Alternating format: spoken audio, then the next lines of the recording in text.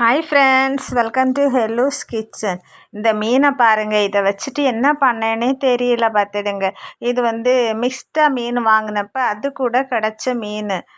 இதுக்கு பேர் குத்தா. நீங்கள் பார்த்துருக்கீங்களா? இதில் மத்தி மீனுக்கு இருக்கிறது மாதிரி சின்ன சின்ன முள் நிறைய இருக்கும். சரி, அதுக்கும் பொரிக்க வேண்டியதுதான்.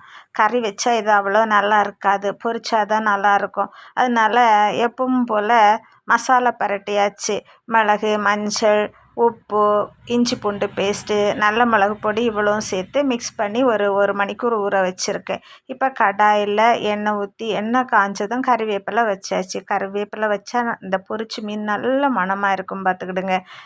எப்போவுமே நாங்கள் கறிவேப்பிலை போட்டு தான் பொரிக்கிறது.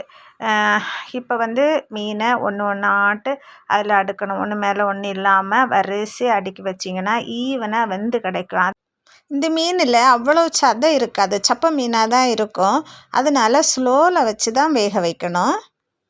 மீன் பொரிக்கிறதுக்கு எண்ணெய் அவ்வளவு யூஸ் பண்ண வேண்டாம். நானும் கொஞ்சமாக தான் எண்ணெய் ஊற்றி எப்போவுமே மீன் பொரிப்பேன். ஏன்னா டெய்லி மீன் அவிச்சு பொரித்து பண்ண வேண்டியதாக இருக்குது. மீன் இல்லைன்னா யாருமே சாப்பிட்றதில்ல வீட்டில். இப்போ ஒரு சைடு மீன் நல்லா வெந்து வர ஆரம்பிச்சிருக்கு. நல்லா வெந்து வந்த அப்புறம்தான் நம்ம மறைச்சி போட ஆரம்பிக்கணும். லேசாக மறைச்சோன்னா அது உடஞ்சி போயிடும். இப்போ பாருங்கள், நமக்கு தெரியுது மீன் வேக ஆரம்பிச்சாச்சுன்னு. இது மாதிரி ஒன்று ஒன்றா ஸ்லோவாக மறைச்சி வைக்கணும். அப்போ தான் மீன் பொடியாமல் கிடைக்கும். ஃப்ரெண்ட்ஸ், நீங்கள் என்னோடய சேனலை சப்ஸ்கிரைப் பண்ணலைன்னா சப்ஸ்கிரைப் பண்ணுங்கள். புது சேனல் சப்ஸ்கிரைப் பண்ணி சப்போர்ட் பண்ணுங்கள். 2 சைடும் மறைச்சி போட்டு நல்லா முருவை வச்சு எடுத்தால் தான் இந்த மீன் நல்லா இருக்கும். வீடியோ பிடிச்சிருந்தால் லைக் பண்ணி ஷேர் பண்ணுங்கள். நம்முடைய சொந்தம் தொடர சேனலை ஃபாலோ பண்ணுங்கள். தேங்க்யூ, பாய்.